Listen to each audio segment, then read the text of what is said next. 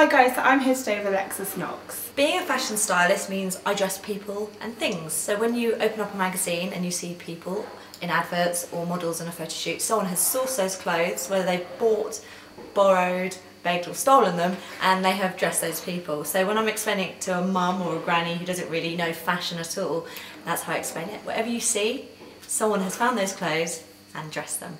That's good way to explain them. So how long have you been in the fashion world? I have been in the fashion world for 5 years.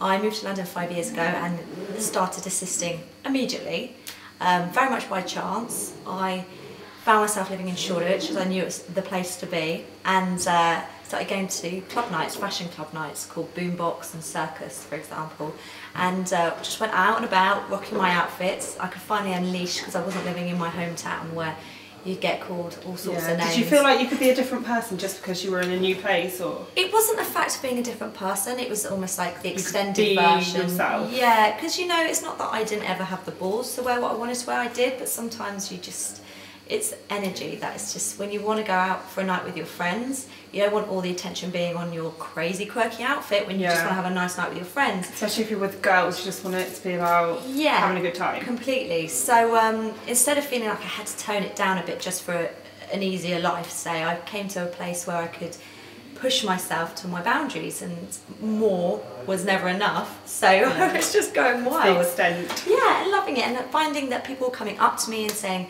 who are you, what do you do? And I was like, hey, I'm Alexis, I'm new, I'm here to help. Can I assist you? What do you do? You know, luckily they were usually stylists and not them. Right. Yeah, just not like a normal average Joe. Yeah, not well, I mean, not average Joe, but if I'm offering my assistance, I should have found out first. It's great. What education background did you have before you came to London? Well, the last of my studies was my degree, and I studied graphic design and illustration. I did it in art school in Oxfordshire, which is part of De Montfort University. Yeah. It was cool, it was very small and independent, and I was very lucky because I got to really indulge in my fine art background. Right up until my degree, I've been all like, I want to be a famous, you know, YBA, young British artist, you know, and looked to like Tracy Emin and people for inspiration. And my family were very much like, so you can either be an art teacher. So there wasn't much to branch. Come on Alexis, you're never going to be a famous artist, so you either be an art teacher or I guess you'd be a graphic designer. They were the sensible options. Your first job as a fashion stylist?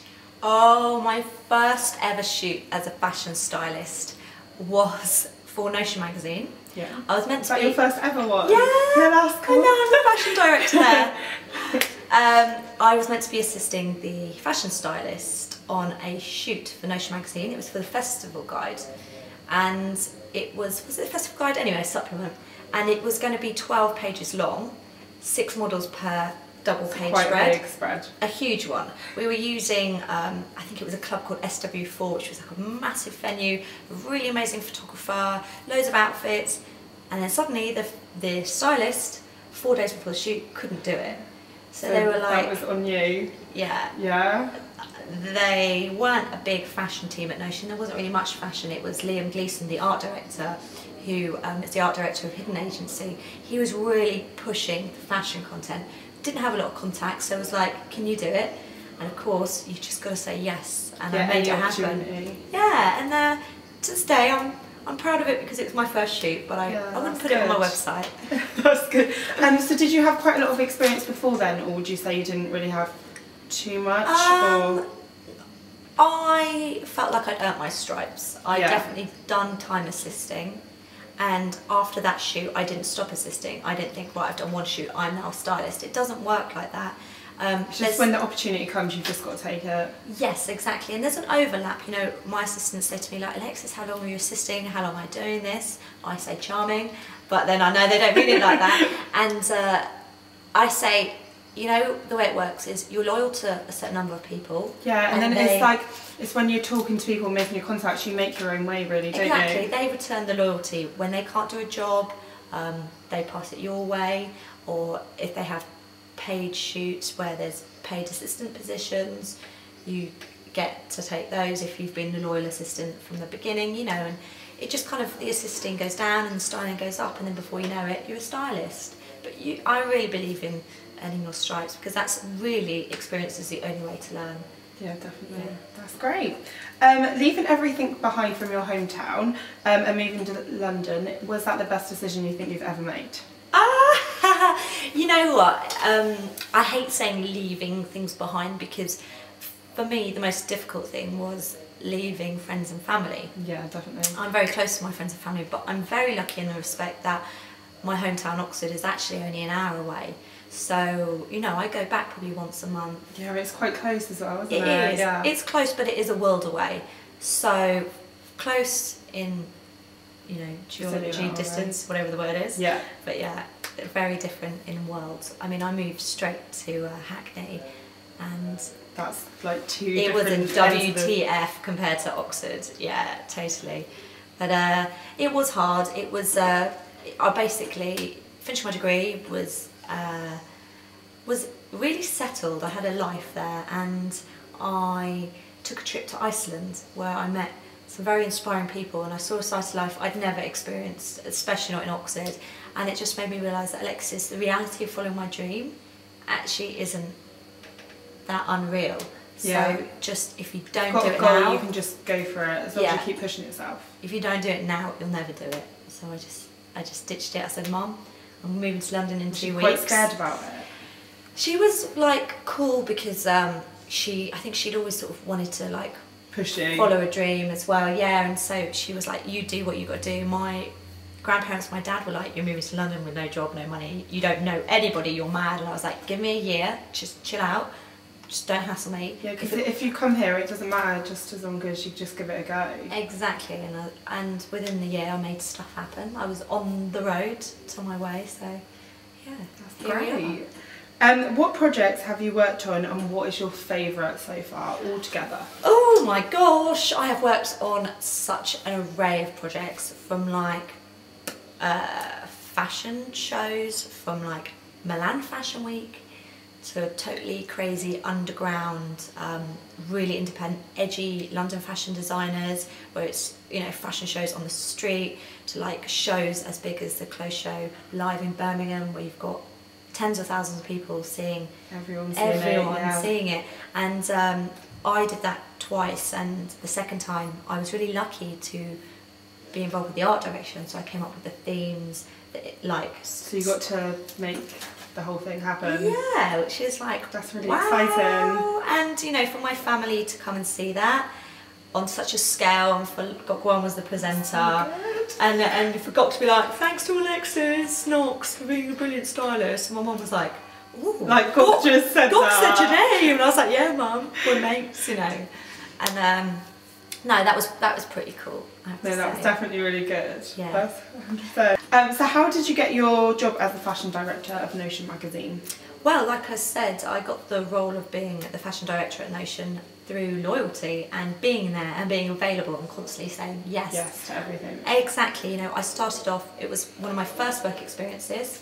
I was PA to the publisher, the guy who owned the magazine, so I was doing coffee runs, sorting out his parking tickets, really nothing related to the magazine. But I stuck with it, I made some impressions, and they invited me back. I then got to know the art director. So did you leave then go back to them? Yeah, I think the thing with assisting, be loyal, but spread yourself as well. Yeah. You know, get to know new people in different places. Exactly. You can't give all your loyalty to one person, because it's not fair on them, because they feel like they have to provide something, and you can't always. You know, like I said, styling is so spur of the moment. I don't know, next week I might not have a job. Yeah. Who knows? But the week after might be really booked. And it's really unfair to ask one person to depend on you like that. So I'd say spread yourself, but keep your loyalties. Yeah, that's great. Last year you were on New Look Style Nation. What has happened since then? Did you feel like you got a lot of work from that, or did you feel that it just helped you a little bit? Or being on New Look Style Nation was wicked. Like Nick Grimshaw, Giles Deacon, everybody on it, so rad. Getting to tour around the country, meet new people. So since being signed with Richard Gibbs, who works for Curtis Brown, which is a really great agency, I've done so many different things. For example, appearing on various programs as a fashion expert, then also appearing on just fashion related stuff. I did presenting for MTV.com for a fashion night for a brand called Bjorn Borg, and that was just going around all evening interviewing people, just ad lib, people from made in Chelsea and Towie and all that, just being like, hey, chat to me, and just like winging it. Yeah. So yeah, it's just opened me up to new experiences and learning new skills. I've been styling for, like I said, 5 years, so it's really nice to take that next step in your a new career. challenge. That's definitely, it's great. So do you say, would you say that your personal style is quite inflicted on your work? As a stylist, I think you have to be versatile. Every client and every job is completely different. So if you're going to just put your personal taste on everything, I don't think you're really a stylist. No, you're just being you, all over the place. But consequently, people do like to have people with signature styles. So I often get booked on quirky or colourful or a bit out there stuff. And usually the key words, funky, which I hate the word, but yes, nonetheless. It's definitely one that needs to be used. It's one of my tags, one of my hashtags. But then, you know, like I said, you know, I did Milan Fashion Week on schedule and it was couture. I do denim brands like Fire Trap, which I love and wear, but it's a lot cooler and pared down. It's not like hectic, super kawaii, you know. So yeah, be recognisable, have your favourite things, but be versatile. Yeah, be able to do a lot, because then you get more jobs as well, won't you? Exactly. We like jobs. Yeah, they keep us going. What item of clothing could you not live without? Oh my god, This one's going to be hard for you. Oh my god, I could not live without my Buffalo platform trainers. I am 5'2", so most models are 6 foot. So without my platforms, there's no way I'm styling a headpiece without my platforms. Oh, that's great. Do you prefer styling men or women? I actually prefer styling menswear, which might be a bit controversial. That's what I like as well. I know! There's so much fun. Do you know what? I think women's wear fabulous. There's actually a lot more exciting pieces with women's wear, but it's kind of a lot of the work can be done for you. But with menswear, you can make so many. You have to think about it as well with menswear, don't you find? That yeah, definitely. It's a lot more considered, and you can make little tweaks which will make a plain pair of trousers look really different. Yeah, just through the hemline. I think there's many more risks to be taken with menswear, more boundaries to push. Most things have been done with women's wear, so with menswear we can push those boundaries. Yeah, definitely. That's great.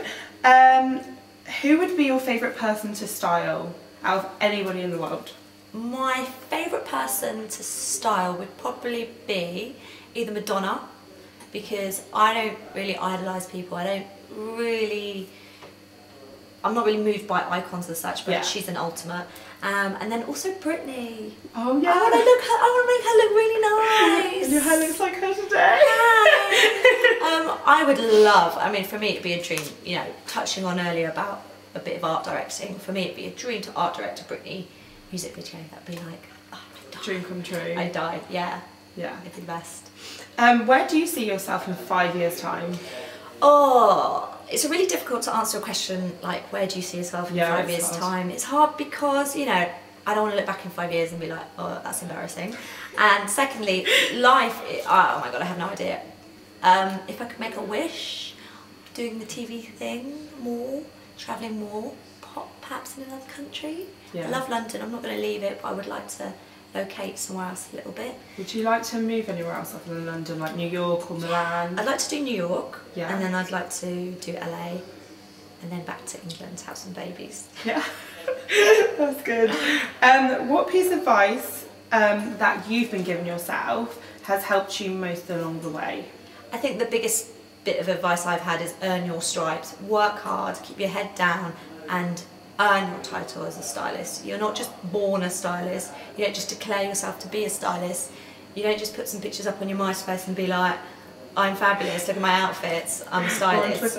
Yeah, it's more than that, you know. It takes time, it takes building up a client base, it takes, you know, earning some respect and just doing it properly. There's a lot of people who work very hard for that, right? And I think, like anything, you just have to earn it. I like to earn things the hard way, even if it's a bit slower. And then you feel like you've achieved it yourself, don't you? Yeah, you can be proud, which is nice. And what piece of advice would you give to anyone that's out there that wants to be a stylist?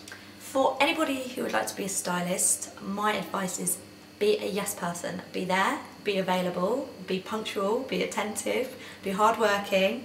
If you don't understand something, just say, can you explain that again? Don't be scared to ask questions. Yeah, definitely.